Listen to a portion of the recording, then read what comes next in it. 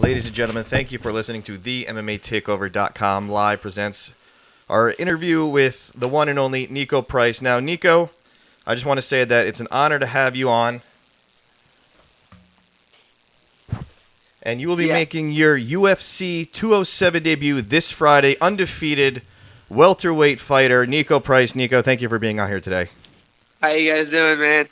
Good. How are you today, sir? I'm great. Just ready to get it done. That's what I like to hear. Now, I'm going to hit you with just a simple question to start off. Very simple. How did you get started in mixed martial arts? Um, it's actually pretty funny. I wanted to be a cop, so I went to go take some martial arts classes when I was 18 to learn how to defend myself because I know I had to work in the jail first. And I saw a bunch of people beating each other up, and I got punched in the face, and then I never left it. Well, Nico, I'm actually a police officer myself, I actually think you made the right decision. Much more fun fight to be a fighter Oh than to be yeah, a police officer. you get paid to punch people, man. You can't get in trouble. It's awesome.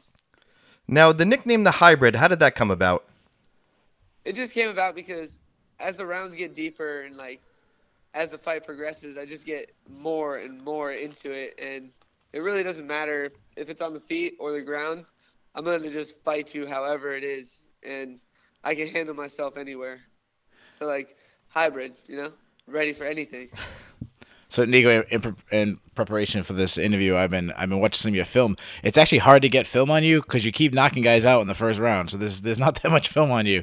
Yeah, I know. I did see a couple of submissions. I saw a couple of knockouts. You're definitely a pressure fighter who uses his legs and uses his knees really well. I'm very impressed with that.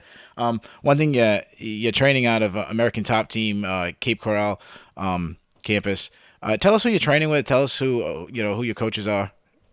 Well, my coach is Willie Hardor. He's my head coach, my jiu-jitsu coach. I've been with him for almost a decade now. So we just he's gonna be my first and last coach. And then I got some great striking coaches. Jeremiah Rodriguez is my Muay Thai coach. He puts me through the ringer, man. He beats me up, kicks me, knees me, punches me, all that greatness. Puts me through killer workouts. I got a boxing coach, Marcus Willis, and my wrestling coach, Coach Odaldo, two-time Cuban national champion. He actually wrestled over there in Cuba with Yoel Ramiro, Alexis Vila, and all them guys. And then I cross train with Crete too. I go to the headquarters. I get to train with all those big names over there. Will Brooks, Adriano Martin, uh, everyone, Hector Lombard, just a whole bunch of people. So I'm just blessed in the sport to have great people around me and knowledgeable people around me that can teach me how and what to use in the cage. And then I just put it together. Niko, explain when you finally got the call from the UFC. Were you currently training, or were you off training? Just explain when you finally got the UFC to say, "Hey, we want to bring you in." It was actually I was in Coconut Creek earlier in the day, and we we've been anticipating this. Just I've been going hard since August after my last fight. I think I was back in the gym, freaking 10 days after my last fight in August, and I just been going ham because I knew the call was coming. I didn't know when, and I didn't know like a specific time, but I was sparring with Hector Lombard earlier that morning. Then when I got back in the Cape, which is 2 hours away from the headquarters, we were sparring and boxing. And then my coach comes over and he's like, he just stopped the class. He's like, stop, stop. I thought something was wrong. I was like, what, are you dying or something? And then he hands me a phone, and my manager and then my coach is like, we're in the UFC. And my legs just started shaking. I fell down in the middle of boxing sparring and just started laughing my butt off, man. It was crazy. Yeah, don't do that I in the was fight. so excited.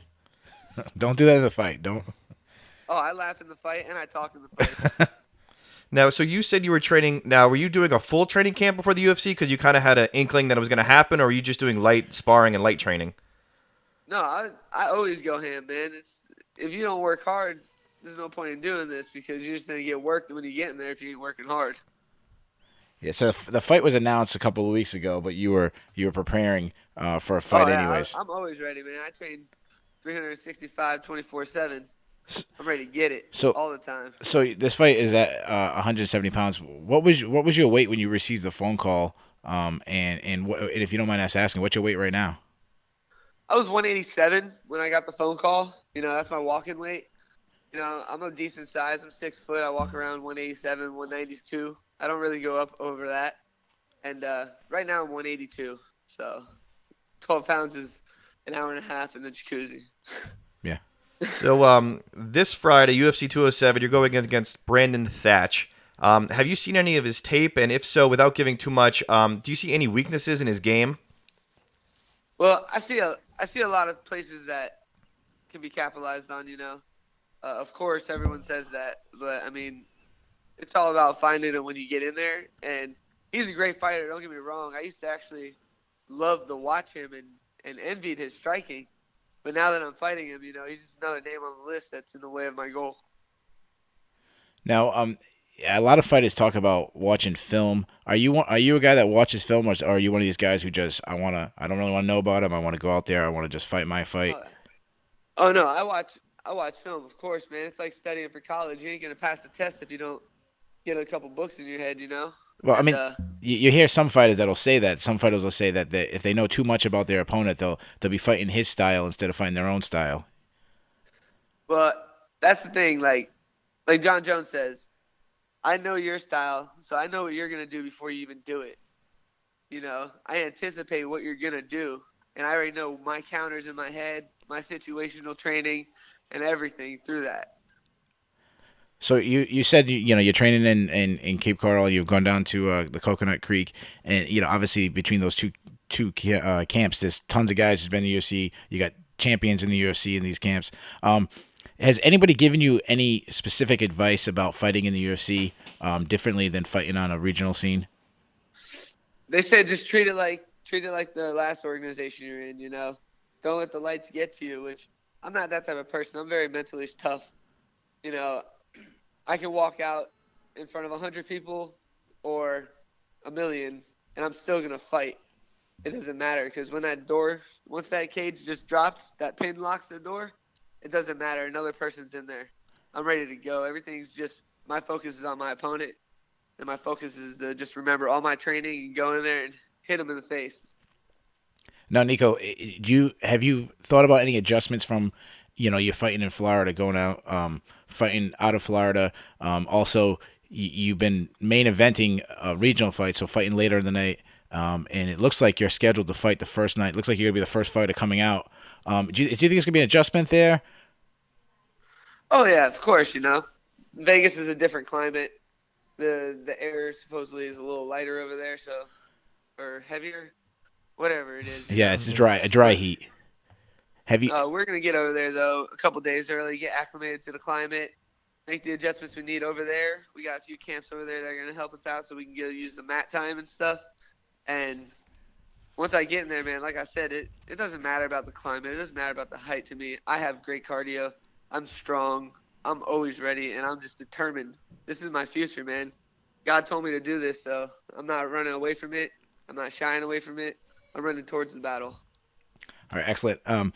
I just want to transition. We got a couple more questions, so we'll get you out of here. So, like I said, it looks like you're going to be the first fighter coming out. The last fighter of the night is actually one of your teammates, Amanda Nunes. Should be the last fighter entering. You have any predictions? How's she looking, and what's your prediction for that fight? She's a beast, man. I watch her train, and I'm just like, wow, she is a beast.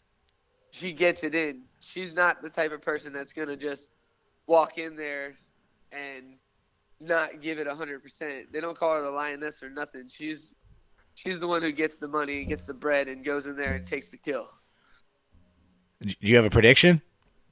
I got a prediction. I don't know what round she's going to take her in, but I know she's going to take her.